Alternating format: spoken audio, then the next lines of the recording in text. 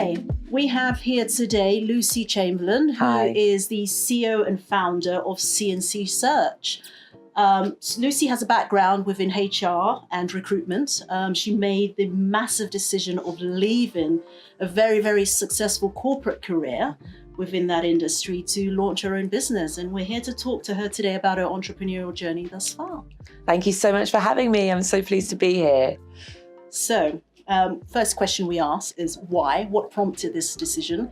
What was behind you leaving, HR position within a very established corporate company to launching out and starting your own entrepreneurial journey? Really? Yeah.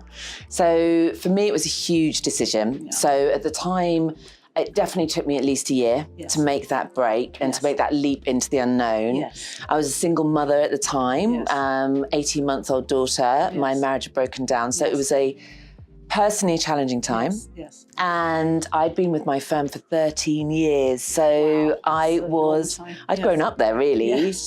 But over that year, the decision became clearer and clearer. So all of those nagging voices, that inner critic was going bonkers because I knew I wasn't the best version of myself in my role any longer. And I knew I had something more to give. I had a bigger voice, a bigger part to play in my industry, but also in terms of the legacy aspect and in terms of working with other women. I wanted to do more. The team that I led in my previous company was big female-only team. 37, but I knew there was something bigger for me out there.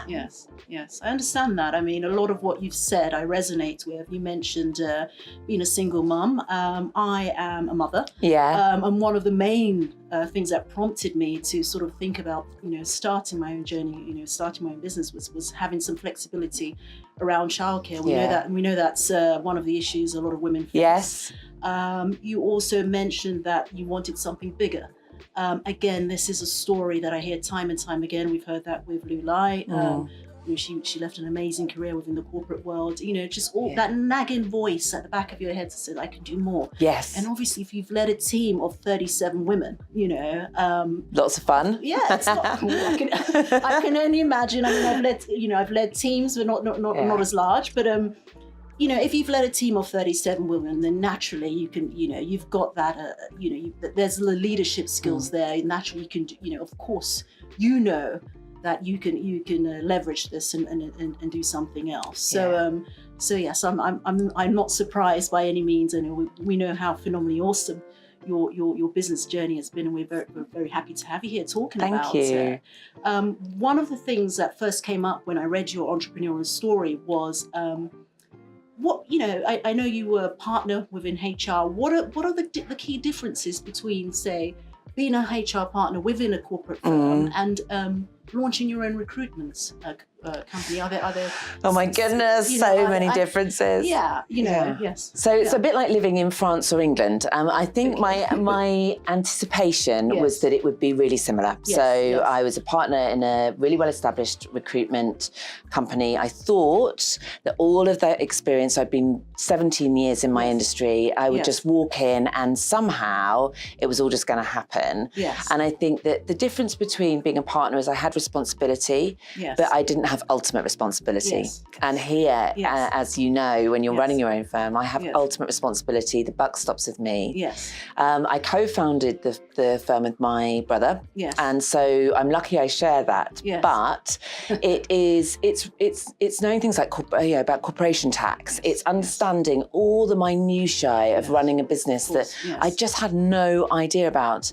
And not only that, creating a culture, a brand, marketing, PR, understanding that actually running a business, you literally strip off every single layer. And as those layers come off, you just reveal more and more and more areas for personal development. And I went through this personal evolution setting up the company.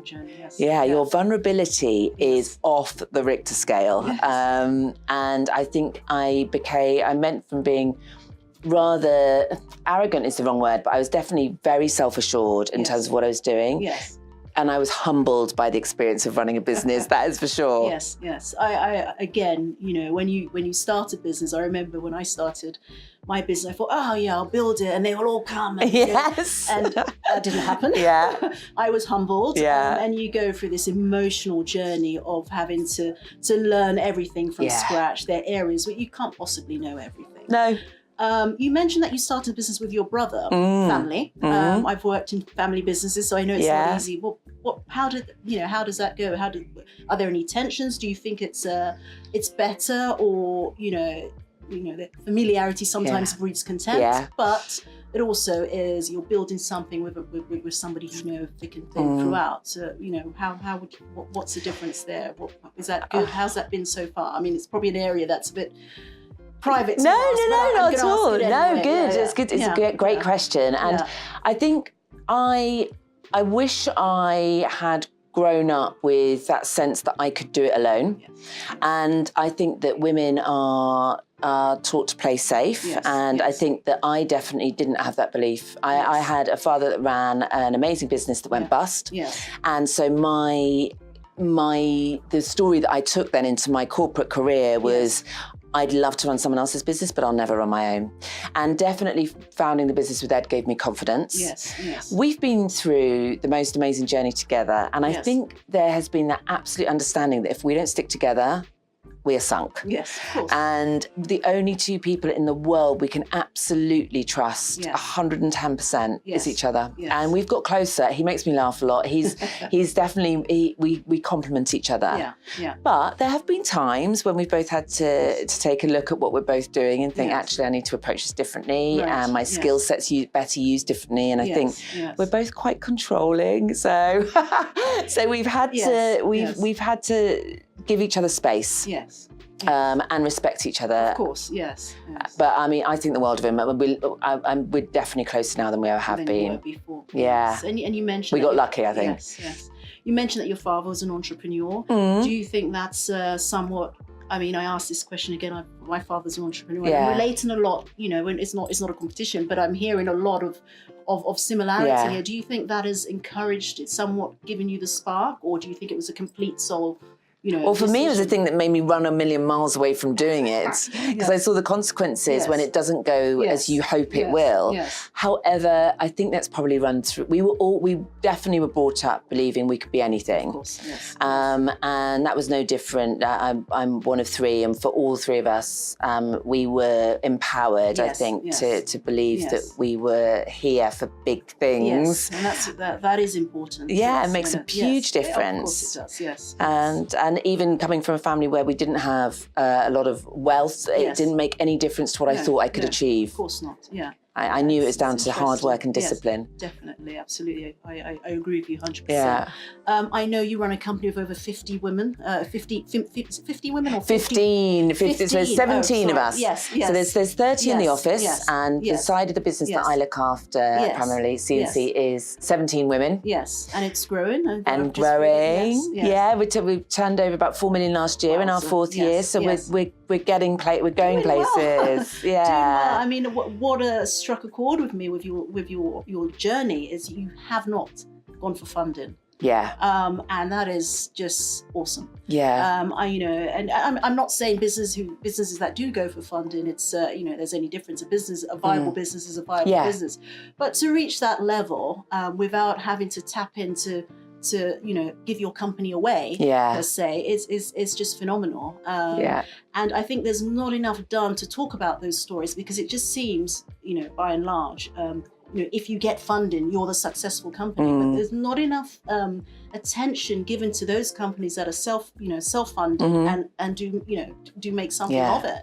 And I know you obviously turning over a significant amount. You're able to sustain your business without getting funding from third parties. But have you ever been tempted to go down that route? I'm sure, of course, but what has sustained that decision of you not taking funding up to this point, beyond the the need for having, access to credit? I think I feel so, and I know that Ed feels the same, so fiercely protective of the brand, the community that we built, the team that we have. Yes. And I am absolutely clear that as soon as you involve somebody else in the business, that is going to change. And we have been approached and we've entertained certain discussions, but I had that feeling in my stomach every time. That instinct, which now I trust so much more. Yes. Never would have married my first husband if I'd listened to that. But I really trust that now, and it just hasn't felt right. Yes. So I'll never say never. Of course not. Because if we're going to grow and really achieve our full potential, that may be something in the future we have to look at. But right now we've been fortunate to be able to reinvest, because profit is sanity, turnover is vanity, right? So we've been profitable enough to be able to reinvest that back in growth. Whereas funding is something that can take your company catastrophic, to a level that global. I think you should only actually my thought process is you should actually only decide to get funding when you ever really need it, and you know what you need it for. Well, your background in finance is going to make me feel very reassured that I've done the right thing. Well, good for you. Yeah, no, I truly believe that. I mean, I've seen so many companies who have just got the funding, and what people don't realise, you have to burn through it. Companies don't just invest in you to see you sort of sit on that funding. They want you to burn through that funding. They want to see a burn rate. They want to see you using that money. And obviously there's an underlying agenda there. So obviously, they're it's not your new boss, really. Yeah, it's your new boss, and they want to have a piece of the pie, a profitable piece of the pie. So if you've reached this point without funding, and you've reached profitability, which is so hard for a lot of startups. We know that a lot of startups fail within the first couple of years of trade, and you have. You've really done something. I think you should pat yourself. And I know entrepreneurs don't do that. No, we need to do that more often. But it's very, very refreshing to meet a female founder that is, if I can say this on camera, kicking ass. Thanks. I like kicking ass. Yes. And one of the main questions, the final question that we're going to ask is, and I'm sure you get this, is a bit cliched. I know recruitment is a very, very competitive industry. I've had a few jobs myself. Yes. And I've always tried to think, geez, could I do this? I mean, I've living in it. I know it's profitable. But I know it's a beast. Yeah. And I can only imagine the pressures that you get within it if you're taking a leadership stance. What challenges have you faced as a female founder within that? Not only within your career within recruitment, but as a founder of a recruitment firm. Recruitment can be a beast, or it can be an unbelievable privilege. So for me, finding people career opportunities affects every area of their life, and that is a privilege. I mean, what a trust that somebody could have in you. So if you keep that at the heart of what you're doing, you have a purpose, a deep sense of why, and that keeps me going. Yes, of course, I can imagine. And it's something that affects all aspects of their life. It's employment, it's their livelihood. I did say this was the last question, but there's another question I want to ask, just based on what you said in the last few minutes. Do you have any other sort of areas that you want to take this business? Are there other areas that you want to touch on, with regards to recruitment? I know you said you focus on females. Is there any sort of other genre or something new that you want to introduce to your business? Well, we are at the moment in the process of looking at a tech-based side to the business, but something I can't reveal all the details yet. However, we've got developers and it's all in motion, it could be really exciting and something completely different to what the market's seen before. So you've got to embrace, evolve, and the way that we connect with our communities now as our clients and our candidates is everything. I mean, they say that we're in the fourth industrial revolution now, which is so it's a technological age, somewhat. But I want to embrace it. Yes, we have to. I mean, we're seeing it touch every aspect, as you mentioned, of traditional careers. We're seeing finance has got all of all these algorithms. I'm sure it touches the recruitment process as well. So in order to survive, you have to explore that area. You can't remain dormant. Yeah. It was so interesting talking to you. Love talking to you too, Angela. I wish we could have, a longer space. Maybe we'll invite you back for Love more, to. Insights into your journey. And Fantastic. we were so pleased and chuffed to have you here. Thank you very so much for coming along. Thank you. Lucy Chamberlein, founder of C&C Search. Check it out.